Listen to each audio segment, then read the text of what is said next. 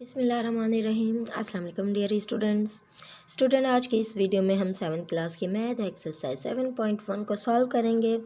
तो इसको सॉल्व करने से पहले यहाँ पे जो हमने सॉल्व करना है वो क्या है, हमने अमाउंट बतानी है कि जो हम टैक्स में अगर हमारी इतनी दौलत है तो हमने अगर इसका 2% टैक्स अदा करना होगा तो वो कैसे फ़ाइंड करेंगे। और हमने ये भी फाइंड करना है इसमें पार्ट बी में कि हमारे पास अगर हमने इतना टैक्स पे किया है तो हमारे पास कितनी प्रॉपर्टी है, इसकी शरह भी दी होगी। तो अब यहाँ से हम सीखेंगे, लेकिन इससे पहले जो मेन टॉपिक है क्या है वो टैक्सेस के बारे में हम थोड़ा जान लेते हैं कि टैक्सेस क्या है। कि अगर किसी भी इदारे को यानी कि गवर्नमेंट को हम जो रेजिडेंट्स होते हैं, रिहायशी होते हैं, जैसे हम पाकिस्तान में रहते हैं तो हम सब क्या करते हैं, टैक्स पे करते हैं। टैक्स की बहुत सारी किस्में होती हैं। एक होता है प्रॉपर्टी टैक्स और दूसरा जनरल सेल्स टैक्स, और उसके अलावा जो क्या कहते हैं, जो जो भी हम बिल पे करते हैं, गैस का बिल, लाइट का बिल, उन सब में भी टैक्स शामिल होता है। यानी कि जो भी हम बिल पे करते हैं उसके साथ हम टैक्स भी अदा करते हैं। या जिसके पास जैसे ज़्यादा ही प्रॉपर्टी है, मतलब एक लिमिट होती है, जैसे गोल्ड होता है वो 7 तोले अगर सोने से ज़्यादा हो तो हम इस्लामी तौर पे भी उसकी ज़कात अदा करते हैं। इसी तरह हम ये अपने मुल्क को भी टैक्स पे करते हैं। ठीक है, तो यहाँ पे जो होता है प्रॉपर्टी का टैक्स हो गया, अगर जैसे मैंने बताया आपको कि प्रॉपर्टी के मुताबिक देते हैं, जितनी ज़्यादा प्रॉपर्टी होगी उतना ही टैक्स होगा। यानी कि परसेंटेज बताई होती है कि अगर इतनी प्रॉपर्टी है तो हमने 2% देना है इसमें से, या फिर 3% देना है। अब इसी तरीके से जनरल सेल्स टैक्स है, जो जनरल सेल्स टैक्स में हम जितनी भी होम अप्लाइंसेज हैं, मीन्स हमारे पास जो हम घर में घरेलू चीज़ें इस्तेमाल करते हैं खाने पीने में या दूसरी, उन सब में भी टैक्स हम पे करते हैं। हमें मालूम नहीं होता, जो भी हम पैकिंग में चीज़ लेते हैं तो उसमें लिखा होता है कि इतना जो दुकानदार को हम दे रहे हैं और इतना हम क्या कर रहे हैं, टैक्स पे कर रहे हैं। तो ये सब होता है हमारी ज़िंदगी के साथ साथ, लाजमी हमने टैक्स पे करना होता है। और इसमें हमने जानना है कि हमारी अगर इतनी दौलत है तो हम इसका 2% टैक्स कैसे फाइंड करेंगे। ठीक है, तो आप इस एक्सरसाइज को सीखने के बाद जो है भूलना नहीं, क्योंकि ये बाद में भी हमारे बहुत काम आएगा और अच्छे से हम याद कर लेंगे। समझ के अगर हम फार्मूला बनाएंगे तो हम फार्मूला कभी भी नहीं भूलेंगे, अगर हम रट्टा लगाएंगे तो फार्मूला भूल जाएंगे। तो आइए सीखते हैं। अच्छा, तो यहाँ पे हमने क्या करना है, फाइंड प्रॉपर्टी टैक्स। हमने क्या करना है, टैक्स फाइंड करना है। और जबकि हमें जो एट द रेट बताया है, मीन्स कितना है, शरह कितनी है इसकी, 5% है। और जो जितनी प्रॉपर्टी है वो हमारे पास यहाँ पे है, यानी कि 286,400। ठीक है, इतनी हमारी प्रॉपर्टी है, इतने परसेंट हमने इसका टैक्स पे करना है और हमें मालूम करना है कि कितना टैक्स होगा। तो टैक्स फाइंड करने के लिए हम क्या करेंगे, तो हम सबसे पहले डेटा बना लेते हैं। डेटा में क्या करना है कि हमने जो टैक्स है वो फाइंड करना है, क्योंकि ये जो पार्ट ए है, फाइंड प्रॉपर्टी टैक्स। ठीक है, अब इसका जो 1 है उसमें हमने क्या करना है, जो हमारे पास वेल्थ यानी कि इतनी दौलत है, ये हमारे पास जो है प्रॉपर्टी वेल्थ कह लें या फिर वेल्थ कह लें। ठीक है, प्रॉपर्टी वेल्थ जो है वो कितनी है, ₹286,400 इतना है हमारे पास। ये इतनी समझो दौलत है, इतना उसकी शरह है, और हमने क्या करना है, इसका टैक्स फाइंड करना है। तो स्टूडेंट्स, फार्मूला अप्लाई करने से पहले मैं आपको एक चीज़ समझा दूं ताकि आप खुद से फार्मूला बना सकें। कि यहाँ पे देखिए हमारे पास हमने ये इतनी दौलत है, इसका हमने 5% मालूम करना है। तो अगर हम लिखें 5% ऑफ, यानी कि जो अमाउंट होती है, अमाउंट क्या है हमारे पास, 286,400। तो ये हमारे पास अमाउंट है, इसका हमने 5% मालूम करना है। अब यहाँ पे देखिए हमने 5% लिखा है, यहाँ पे हम लिख सकते हैं 5/100। ठीक है, ऑफ है, ऑफ की जगह पे हम लिख सकते हैं मल्टीप्लाई।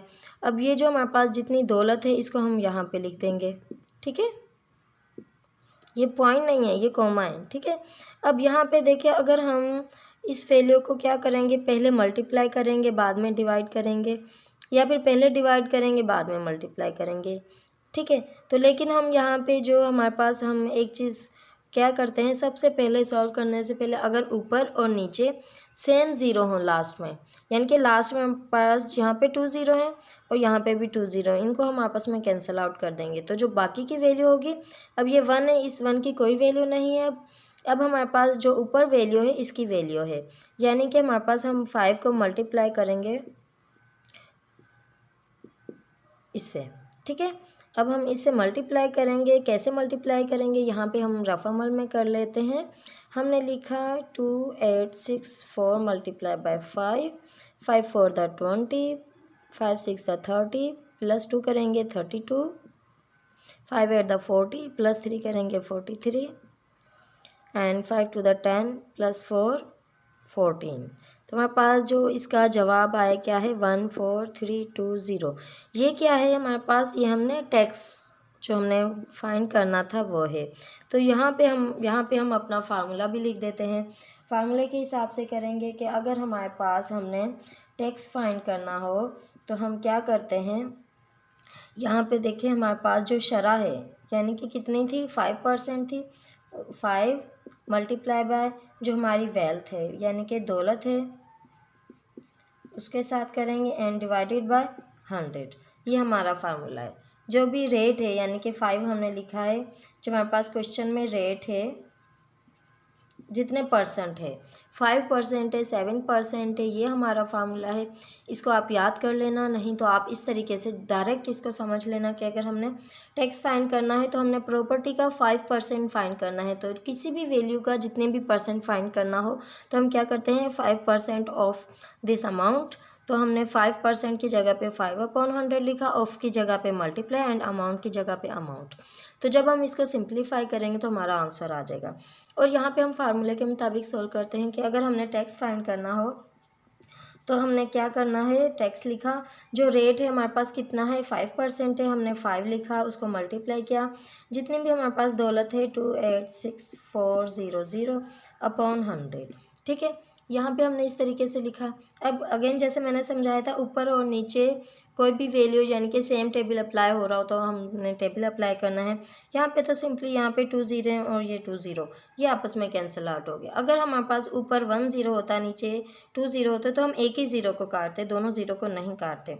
अगर दोनों यानी कि ऊपर भी 2 ज़ीरो है नीचे भी 2 ज़ीरो है तो हम काट सकते हैं।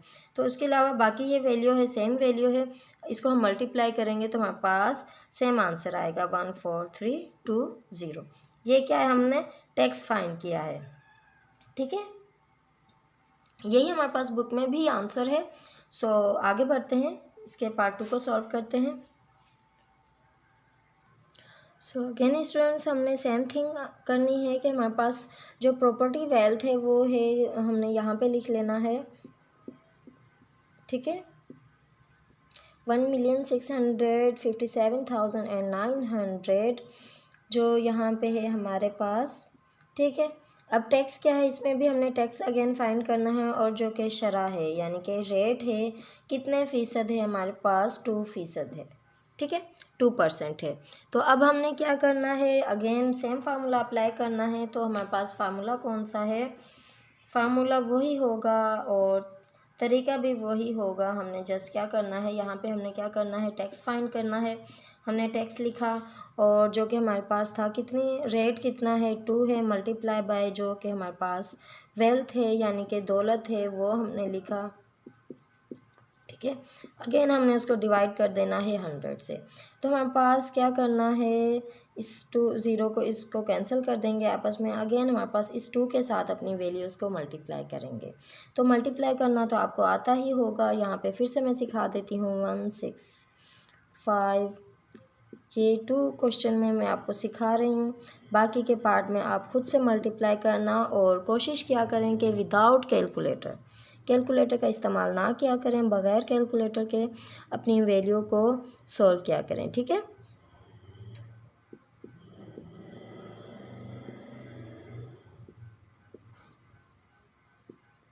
ठीक है, तो जब हमने इसका किया तो हमारे पास क्या आ गया, 33158 क्या है ये हमने फाइंड किया, हमने टैक्स फाइंड किया है। यहाँ पे सॉरी मैंने फार्मूला लिखना था, नहीं लिखा, तो आप अगेन लिख लेना कि अगर हमने टैक्स फाइंड करना हो तो हम क्या करते हैं, रेट लिखते हैं ठीक है। रेट परसेंट नहीं लिखेंगे, खाली रेट लिखेंगे, यानी कि अगर 2 है तो 2 लिखेंगे, उसको मल्टीप्लाई करेंगे। जितनी भी हमारे पास प्रॉपर्टी लिख सकते हैं, दौलत लिख सकते हैं, या फिर जो भी अमाउंट है उसको लिख लेंगे। ठीक है, rate multiply by property upon 100। ये हमारे पास क्या है, फार्मूला है किसको फाइंड करने का, टैक्स को फाइंड करने का। ठीक है, तो स्टूडेंट्स पार्ट 3 में भी हमारे पास हमने जस्ट वैल्यू चेंज कर ली है। ठीक है, तो अब हमने क्या करना है, यहाँ पे अगेन हमने टैक्स फाइंड करना है, प्रॉपर्टी गिवन है, रेट गिवन है, तो सेम फार्मूला है हमारे पास। तो अब हमने वैल्यूज़ को पुट करना है। यहाँ पे हमारे पास रेट कितना है, 3% है, तो हमने 3 लिखा, मल्टीप्लाई लिखा। जो हमारे पास प्रॉपर्टी की वैल्यू है वो क्या है, 814,500, और यहाँ पे हमने अपॉन क्या करना है, 100 करना है। ठीक है, तो अब हमने इसको अगेन, यहाँ पे भी 2 0 है, यहाँ पे भी 2 0 है, इनको हम कैंसिल आउट कर देंगे। अब हम अपनी वैल्यू को क्या करेंगे, इस 3 से मल्टीप्लाई करेंगे, तो हमारे पास क्या आएगा। तो अब आप मल्टीप्लाई खुद से करना। ठीक है स्टूडेंट्स, और कैलकुलेटर का इस्तेमाल बिल्कुल भी नहीं करना, क्योंकि छोटी छोटी चीज़ें खुद से सॉल्व किया करो। आगे चल के भी प्रैक्टिस हो जाती है, तो कभी हमारे पास कैलकुलेटर नहीं भी हो तो हम क्या कर सकते हैं, खुद से उसको सॉल्व कर सकते हैं। तो आगे बढ़ते हैं, पार्ट 4 को सॉल्व करते हैं। तो स्टूडेंट्स पार्ट 4 में हमारे पास जो प्रॉपर्टी है वो है 234,000 है, एंड रेट है हमारे पास 1.4% है। अब 1.4 को अगर हम इसके पॉइंट को रिमूव करें तो यहाँ पे देखें हमारे पास है 1.4। अगर हम इसके पॉइंट को रिमूव करें तो हमारे पास क्या कर देंगे, हम अपॉन में 1 0 लगा देंगे। 1 0 क्यों लगाएंगे, क्योंकि डेसिमल के बाद एक वैल्यू है, इसलिए हमने 1 के साथ एक 0 लगा दिया। अब यहाँ पे अगर ये दोनों नंबर्स किसी भी एक ही टेबल से मल्टीप्लाई हो रहे हों तो हम कैंसिल आउट कर सकते हैं। तो अगर हम 2 का टेबल अप्लाई करें तो 2 7 द 14 एंड 2 5 द 10, तो हमारे पास जो इसको सॉल्व करने के बाद क्या आया, 7/5 आया। तो हम 1.4 की जगह पे 7/5 भी लिख सकते हैं। यहाँ पे देखिए हमारे पास हमने सेम फार्मूला है हमारे पास, हमने लिखा रेट कितना है हमारे पास, 1.4 की जगह पे हम लिख सकते हैं 7/5 मल्टीप्लाई बाय जो हमारे पास प्रॉपर्टी है 234,000 है, एंड अपॉन ये 100 यहाँ पे रहेगा। अब हम क्या करेंगे, इस 100 को इससे कैंसिल, ये दोनों ज़ीरो आपस में कैंसिल आउट हो गए। अब ये जो वैल्यू बची हम इसको कैसे लिखेंगे, हम इसको लिखेंगे 7/5 मल्टीप्लाई बाय 2340, ये वैल्यू बच गई। तो अब अगेन ये क्या है हमारे पास, ये अपॉन की सूरत में है। तो स्टूडेंट्स पहले हमने क्या करना है, 7 को यहाँ पे समझो कुछ नहीं तो 1 है, तो इन दोनों को आपस में मल्टीप्लाई करेंगे, 5 को 1 से मल्टीप्लाई करेंगे। तो हमारे पास अगर हमने 7 को इस वैल्यू के साथ मल्टीप्लाई किया तो हमारे पास आ गया 16380। तो इसको हमने अगेन क्या करना है, डिवाइड करना है किसके साथ, यहाँ पे जो 5 था इसके साथ। तो जब हम इस वैल्यू को डिवाइड करेंगे तो आप खुद से डिवाइड करके देखना, तो डिवाइड करने के बाद हमारे पास आ जाएगा 3276। तो ये हमारे पास आंसर है। ठीक है, वीडियो ज़्यादा लंबी ना हो इसलिए मैं आपको ये करके बता रही हूँ, क्योंकि मल्टीप्लाई और डिवाइड करना तो आपको आता ही है, जो मेन मकसद है हमारा सीखने का वो मैं आपको सिखा रही हूँ। ठीक है, तो ये हमारे पास आंसर है, बुक में भी यही आंसर है हमारे पास। तो आगे बढ़ते हैं, अपने इसके पार्ट 5 को सॉल्व करते हैं। तो स्टूडेंट्स पार्ट 5 में भी सेम थिंग है हमारे पास। हमने क्या करना है, जो रेट है हमारे पास 1.6 है, तो इसको अगर हम पॉइंट रिमूव करें तो हमने क्या करना है, 16/10 लिख देना है। ठीक है, तो यानी कि अगर हमने एक पॉइंट के बाद 1 डिजिट है तो हमने यहाँ पे इसके डिनोमिनेटर में क्या करना है, 1 के साथ एक 0 लगा देना है। ठीक है, क्योंकि इस पॉइंट की राइट साइड पे हमारे पास एक ही वैल्यू है। अब इसी तरीके से हमने इसको अगेन सेम टेबल अप्लाई करना है, तो हमारे पास 2 के टेबल दोनों नंबर्स पे अप्लाई हो रहा है, 2 8 द 16 एंड 2 5 द 10। हमारे पास आ गया, ये वैल्यू आ गई 8/5। तो हमें क्या करना है, रेट जो हमारे पास लिखना है 8/5 मल्टीप्लाई बाय जो प्रॉपर्टी की वैल्यू है वो लिख देनी है। ठीक है, देन अपॉन 100। अब अगेन यहाँ पे देखें ये 0 और ये दोनों 0 आपस में कैंसिल आउट हो गए। अब जो ऊपर वैल्यू है इसको हम लिख लेते हैं ताकि हमें समझ आ जाए। हमने 8/5 लिखा, मल्टीप्लाई लिखा 20500, ये वैल्यू हमारे पास बच गई है। अब अगेन हमने 8 को इस ऊपर वाली वैल्यू के साथ मल्टीप्लाई करना है और 5 को इस 1 से मल्टीप्लाई करना है।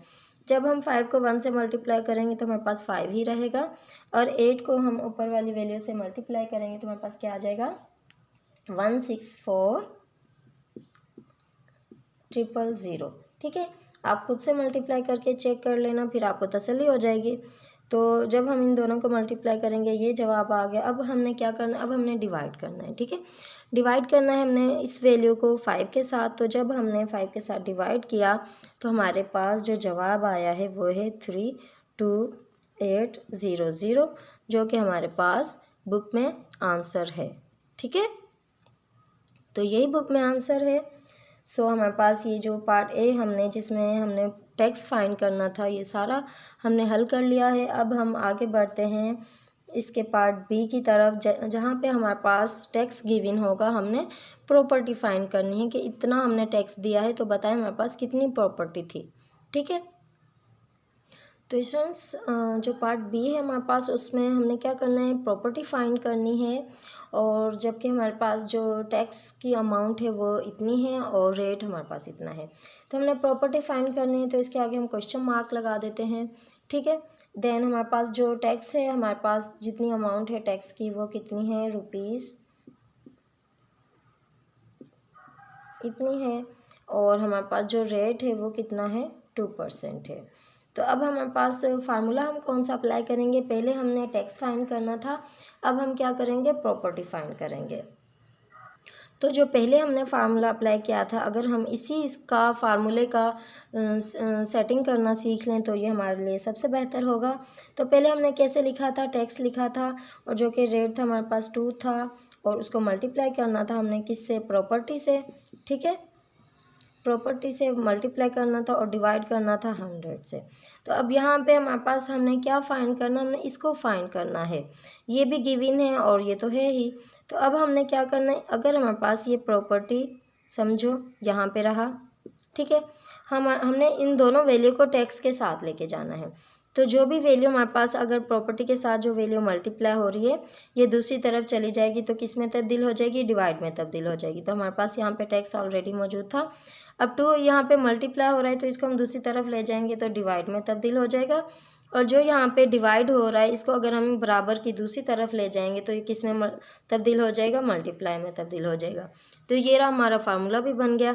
तो अगर हमने प्रॉपर्टी फाइंड करनी हो तो हम क्या करेंगे, 100 को मल्टीप्लाई करेंगे टैक्स के साथ और डिवाइड करेंगे 2 के साथ। तो कैसे हमने फार्मूला बनाया है, अरेंज किया है, ये आपको समझ आ गया होगा कैसे हमने किया है। तो इसी तरीके से अगर आप भूल जाएं तो आप अरेंज कर सकते हैं। यानी कि अगर इक्वल की दूसरी तरफ हमने किसी भी वैल्यू को लेके जाना होता है तो जो मल्टीप्लाई होती है वो दूसरी तरफ जाके डिवाइड में तब्दील हो जाती है, और जो डिवाइड हो रही होती है वो दूसरी तरफ जाके मल्टीप्लाई में तब्दील हो जाती है। ठीक है, अब इसी तरीके से यही हमारे पास फार्मूला है। तो यहाँ पे हम अपना फार्मूला लिख लेते हैं। हमारे पास जो है प्रॉपर्टी है, ठीक है, अगर फाइंड करनी है तो हम क्या करेंगे, 100 को मल्टीप्लाई करेंगे टैक्स के साथ और फिर डिवाइड कर देंगे जो हमारे पास शरह है, क्या है, रेट है। ठीक है, जो हमारे पास क्या है, रेट। तो यहाँ पे हम लिख लेते हैं जो है रेट है, जो हमारे पास क्वेश्चन में गिवन होता है वो। ठीक है, 2% हो, 3% हो, 4% हो, जितना भी गिवन हो हमने वो लिखना है, हमने 2 नहीं लिखना। तो जितने परसेंट भी गिवन होगा, अगर यहाँ पे भी हमारे पास 2% है तो हमने 2 लिखना है। तो अब हम अपनी वैल्यूज़ को पुट करते हैं। हमने लिखा, और रेट हमारे पास यहाँ पे कितना था, 2 था, तो हमने जस्ट 2 लिखना है, 2% नहीं लिखना, क्योंकि ये जो 2 के साथ 100 था वो हमारे पास ऊपर चला गया। ठीक है, तो अब हम क्या करेंगे, अगर ये 2 से देखें, अगर हम पहले इसको डिवाइड कर लेते हैं बाद में मल्टीप्लाई कर देंगे तो देखें 2 1 दा 2, 2 5 दा 10 एंड 0, यानी कि 2 का टेबल अगर हम 50 टाइम्स पढ़ें तो हमारे पास 100 आएगा। तो हमने ये इसको डिवाइड कर लिया पहले। अब हमारे पास जो बच गई ये वैल्यू 50 मल्टीप्लाई बाय 25,500। ठीक है, तो हमने ये लिख दिया। अब हम इन दोनों को आपस में जब मल्टीप्लाई करेंगे तो हमारे पास जो वैल्यू आएगी 1,275,000। ठीक है, ये हमारे पास क्या है जो हमने फाइंड किया है, क्या फाइंड किया है हमने, प्रॉपर्टी फाइंड की है। तो अगर हमारे पास जो कि अगर हमने इतना टैक्स पे किया है, इतनी शरह हमारे पास 2% के हिसाब से हमने इतना टैक्स पे किया है, तो हमारे पास जो प्रॉपर्टी है वो इतनी है। ठीक है स्टूडेंट्स, तो स्टूडेंट्स हमने अपना फार्मूला लिख लिया है। फार्मूले में अब हम वैल्यूज़ को पुट करेंगे। तो हम प्रॉपर्टी अगर फाइंड करेंगे तो हमने लिखना है 100 मल्टीप्लाई जो हमारे पास टैक्स की अमाउंट गिवन है क्वेश्चन में 35,900। ठीक है, अब इसको डिवाइड करना है। जो हमारे पास रेट गिवन है 2 है, 2% है, तो हमने 2 लिख दिया। अब हम इसको सॉल्व करेंगे तो अगेन हमने 2 और 100 को आपस में मल्टीप्लाई किया, सॉरी कैंसल आउट किया, यानी कि डिवाइड कह सकते हैं। डिवाइड किया तो हमारे पास आ गया 2 5 10 एंड 0। तो हमारे पास अगर हम 2 से डिवाइड किया 100 को तो हमारे पास आ गया 50। तो हमने लिखा 50 मल्टीप्लाई बाय 35900। तो जब हमने इसको इन दोनों को आपस में मल्टीप्लाई किया तो हमारे पास जो वैल्यू आएगी वो क्या होगी, हमारी प्रॉपर्टी होगी। सॉरी स्टूडेंट्स, यहाँ पे 4% है, यहाँ पे मैंने इसको रेज नहीं किया था। यहाँ पे हमारे पास 4% आएगा, तो यहाँ पे भी हमने 4 लिखना है। और यहाँ पे कैंसल आउट करने के बाद हमारे पास क्या आ गया, 4 to the 8, 2 इसको दे दिए तो 4 5 the 20, तो हमारे पास क्या आ गया, 25 आ गया। तो ठीक है, तो यहाँ पे हमने लिख देना है 25। तो हमने 25 के साथ मल्टीप्लाई करना है अपनी इस वैल्यू को, तो हमारे पास आ गया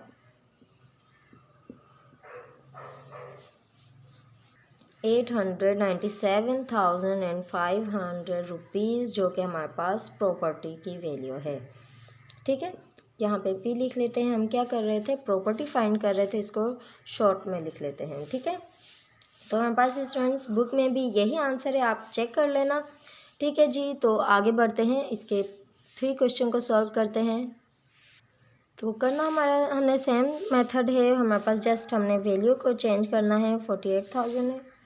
4,800 है हमारे पास, जो कि टैक्स की अमाउंट है, एंड उसको जो रेट है हमारे पास गिवन है वो है 5%। ठीक है, तो हम क्या करेंगे, पहले इन दोनों को आपस में डिवाइड कर लेते हैं।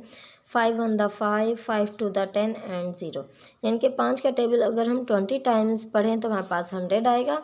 इसलिए हमने लिखा 20 मल्टीप्लाई बाय 4,800। ठीक है, तो इन दोनों को आपस में जब हम मल्टीप्लाई करेंगे तो हमारे पास क्या आएगा, हमारे पास आएगा 96,000। ये क्या है हमारे पास, ये हमारे पास प्रॉपर्टी की वैल्यू है। तो ये हमारे पास आंसर है, आप बुक में भी चेकआउट कर लेना। ठीक है जी, so move on the next question. तो स्टूडेंट्स हमने अपनी वैल्यूज़ को पुट कर लिया है जो पार्ट 4 में गिवन है। तो यहाँ पे देखिए हमारे पास 3.5 है। तो अगेन इसके पॉइंट को अगर हम रिमूव करें तो हमने लिखा 35/10।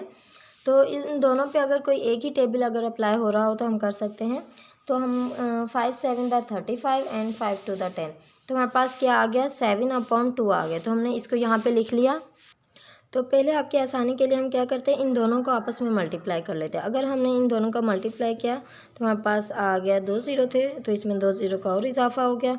और यहाँ पे जो पाउंड की सूरत में है, अगर डिवाइड की सूरत में हो वैल्यू, अगर हम उसको ऊपर ले जाएं, ठीक है, अगर हम उसको ऊपर ले जाए तो हमारे पास क्या होती है, वो वैल्यू उलट हो जाती है।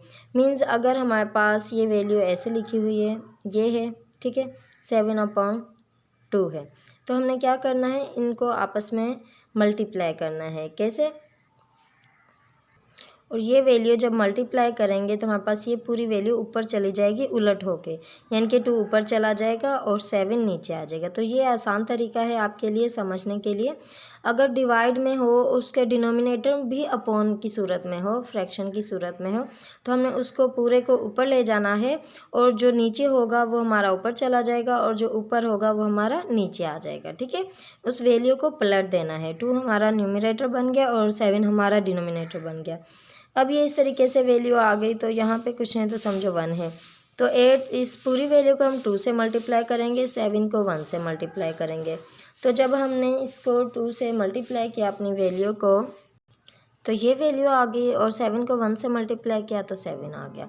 अब हमने क्या करना है, डिवाइड करना है इन दोनों वैल्यूज़ को। जब हम डिवाइड करेंगे तो हमारे पास क्या आंसर आएगा, हमारे पास आंसर आएगा 24285 7.14, जो कि बुक में भी हमारे पास आंसर है। आप डिवाइड करके ख़ुद से अच्छे से चेक कर लेना, हमारे पास यही आंसर आएगा।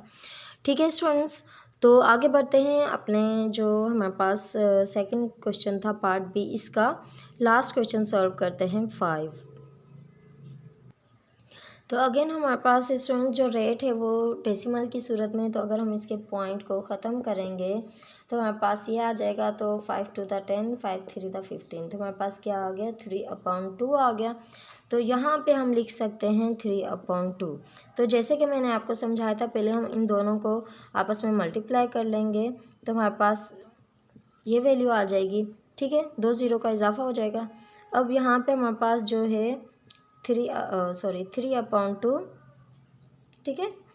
तो इसको अगर हम ऊपर ले जाएंगे तो ये किस में तब्दील हो जाएगा, इसको उलट देंगे 117, ठीक है। अब इसको मल्टीप्लाई करेंगे तो ये डिवाइड हो रही थी वैल्यू, जब हम इसको मल्टीप्लाई कर देंगे तो जो नीचे है वैल्यू 2 हमारा ऊपर चला जाएगा और जो ऊपर 3 है वो हमारा नीचे आ जाएगा। तो देखिए यहाँ पे कुछ नहीं, तो समझो 1 है, 3 को 1 से मल्टीप्लाई करेंगे और इस पूरी वैल्यू को ऊपर 2 से मल्टीप्लाई करेंगे। तो जब हमने इस पूरी वैल्यू को 2 से मल्टीप्लाई किया तो हमारे पास ये वैल्यू आई। इस वैल्यू को अब हम क्या करेंगे, इस 3 को 1 से डिवाइड किया था तो 3 आया था, मल्टीप्लाई किया था 3 को 1 से तो 3 आ गया था। अब हम क्या करेंगे, इन दोनों वैल्यूज़ को आपस में डिवाइड करेंगे। तो जब हमने डिवाइड किया तो हमारे पास ये वैल्यू आ गई। ठीक है, तो स्टूडेंट्स आप बुक में चेक कर लेना। तो ये था हमारे पास, हमने part A and part B solve कर दिया है। वीडियो काफ़ी लंबी हो रही है, इसलिए हम बाकी के 2 पार्ट्स जो हैं इंशाल्लाह ताला नेक्स्ट वीडियो में अपलोड करेंगे। ठीक है जी, फिर मिलेंगे अगली वीडियो में। अपना बहुत सारा ख्याल रखना। अल्लाह हाफिज़।